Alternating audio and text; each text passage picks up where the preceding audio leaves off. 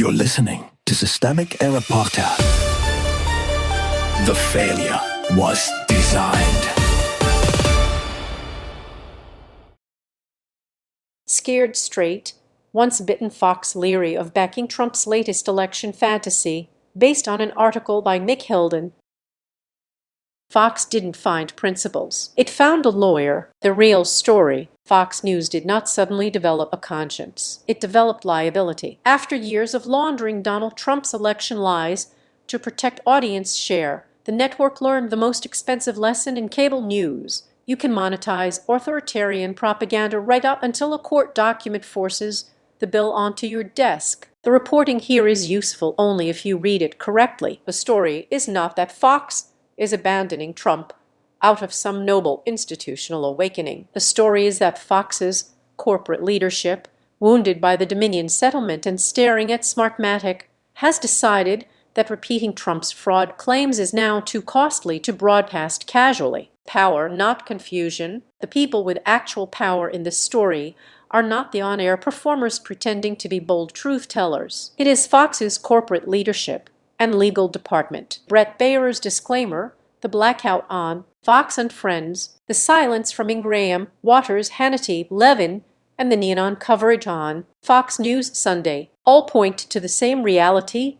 Legal risk now governs editorial behavior. That matters because it exposes what Fox has always been, not a misunderstood news operation, a political weapon with a compliance team. It amplifies what keeps viewers locked in, then retreats when the consequences become too obvious to ignore. The network did not learn Trump's claims were false in any moral sense. Its executives already knew that. The Dominion discovery showed they privately mocked the same lies they broadcast anyway. The damage was deliberate. The article makes clear that the earlier behavior was not an accident of confusion or an overworked newsroom making a bad judgment call. Fox aired Trump's election lies because it feared audience defection to Newsmax, not because anyone there had been persuaded by the evidence. That is not ignorance. That is profit-driven sabotage. The distinction matters. Deliberate falsehoods are not softened by the fact that they were delivered with a straight face. Fox helped normalize an assault on democratic legitimacy while its own hosts privately disbelieved the claims. That is institutional cowardice with a balance sheet. Why silence is not innocence. Now Fox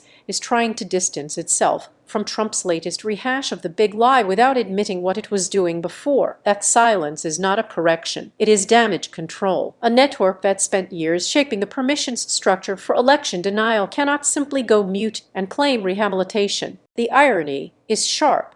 The same machine that helped Trump press false election claims into the mainstream is now constrained by the legal exposure those lies created. Fox is not rejecting authoritarian propaganda on principle. It is avoiding another seven-figure lesson, the pattern beneath it. This is the broader pattern: right-wing media, political power, and legal intimidation operating as a single ecosystem until the costs become too visible to hide. Trump pushes the lie. Fox distributes it when it is useful. The audience is kept inflamed. Then, when the lawsuits land, the network discovers caution. That is how authoritarian politics survives in elite institutions, not through conviction, but through opportunism with selective amnesia. Fox's blackout is not a break with the system. It is the system protecting itself after getting caught.